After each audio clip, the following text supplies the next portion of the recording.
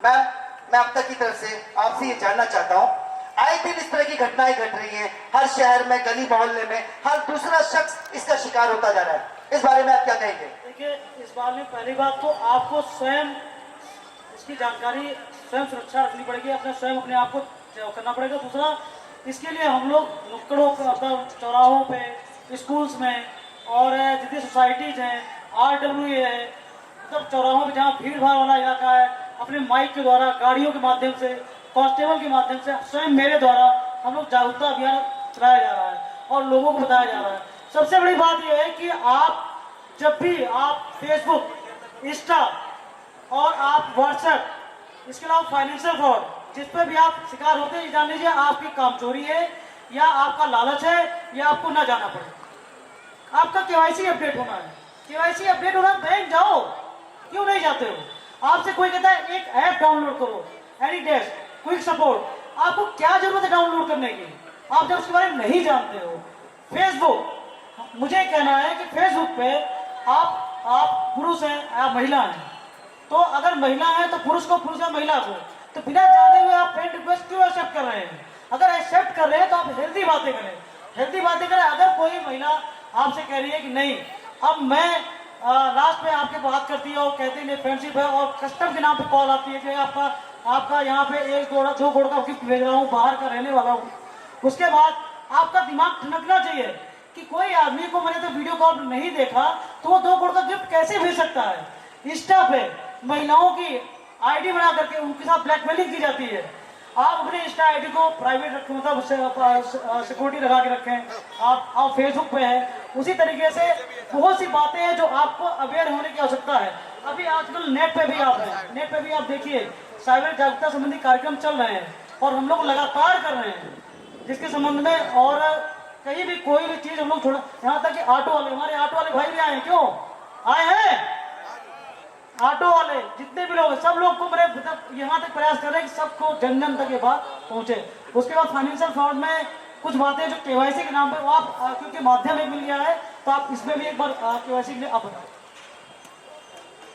आजकल हम लोगों के पास केवाईसी अपडेट, बैंक की केवाईसी अपडेट के लिए या सिम कार्ड की केवाईसी अपडेट के लिए फोन कॉल आते हैं, या फिर आपके पास एक टेक्स्ट मैसेज आता है कि आपका सिम बंद होने वाला है या आपका खाता बंद होने वाला है।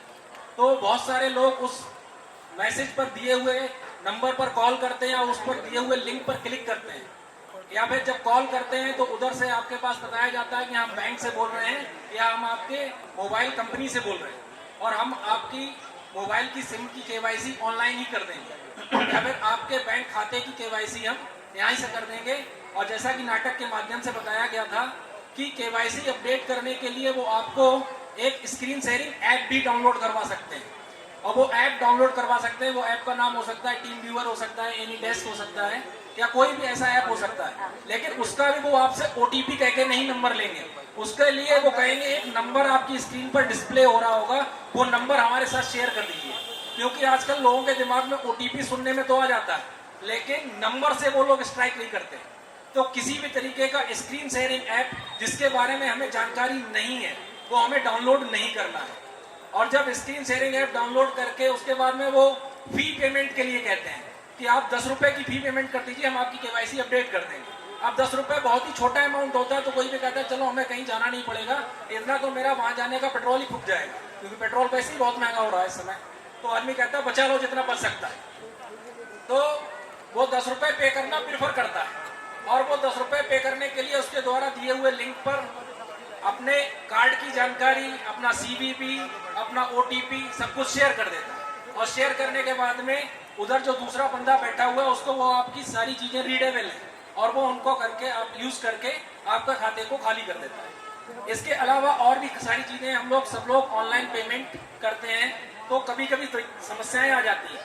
समस्याएं आती हैं तो जैसे हमने पैसा किसी को ट्रांसफर किया और पैसा ट्रांसफर करते समय हमारे खाते से कट गया और उसके खाते में नहीं पहुंचा, हमने फोन से उस दोस्त से पूछा कि तुम्हारे खाते में नहीं पहुंचा, हम परेशान हो जाते हैं। परेशान होकर हम उसका कस्टमर केयर नंबर ढूंढते हैं, और वो कस्टमर केयर नंबर हमारे पास ढूंढने का एक ही साधन बचता है, वो होता है गूगल।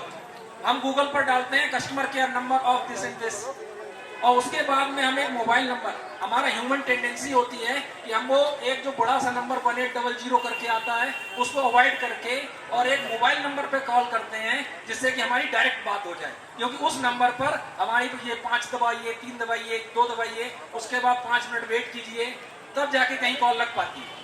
तो उसको अवॉइड करके आदमी क्या करता है, डायरेक्ट मोबाइल नंबर पर कॉल करता है और उससे वो लोग पहले से ही उन्होंने ये डाल रखा है कि हाँ फोन, जैसे मैं फॉर एग्जांपल ले रहा हूँ फोन पे कस्टमर केयर नंबर, तो फोन पे कस्टमर केयर नंबर उन्होंने डाल रखा है कि हमारे पास जो उनसे कांटेक्ट करेगा वो फोन पे का किसी ना किसी तरीके से पीड़ित होगा। और जैसे ही हम उनसे कांटेक्ट करते हैं वो कहते हैं कि हाँ ठीक है मैं फोन पे कस्टमर केयर से बात कर रहा हूँ। अब इधर तो इंसान को भरोसा है कि यार ये मैंने नंबर गूगल से लिया है। आप लोगों की जानकारी के लिए बता दूं, कोई भी गूगल या कोई भी सर्च इंजन ये भारत सरकार के चीजें नहीं है, ये सिर्फ आपकी सुविधा के लिए सर्च इंजन है। इस पर पड़ी हुई सारी जानकारी ऐसा नहीं है कि वो 100% सत्य है, उस पर कोई भी जानकारी अपलोड की जा सकती है। तो जब उससे कांटेक्ट करते हैं तो कांटेक्ट करने के बाद में फिर वही चीजें शुरू हो जाती हैं कि आपके मोबाइल में वो कोई भी ऐप इंस्टॉल करवा देगा या पे करवाएगा, फाइनली आपका खाता खाली हो सकता है। तो इस तरीके से ये इन चीजों से हम लोगों को बचना है। इसके अलावा OLX एक प्लेटफॉर्म है जो ज्यादातर लोग जानते होंगे, पुरानी चीजों को खरीदने और बेचने के लिए काम आता है। तो उस पर दोनों तरीके से फ्रॉड किया जाता है, एक तो चीजों को खरीदने के नाम पर भी और बेचने के नाम पर। जैसे अगर आपको कोई चीज खरीदनी है तो हम लोग उस पर जाके अगर सर्च करें तो बहुत सारे लुभावने एड्स पड़े होते हैं, मीन्स आपको अच्छी चीजें कम दाम पर उपलब्ध दिखाई देगी। ऐसे एड से आपको सावधान रहना है और बचना है। ये फर्जी है, सबके सब फर्जी हैं। और आपने अगर कोई चीज बेचने के लिए डाल रखी है तो उस बेचने के लिए आपसे वो बायर बन के कॉन्टेक्ट कर सकता है और बायर बन के वो आपसे कहेगा मैं आपको एडवांस पैसे भेज रहा हूँ।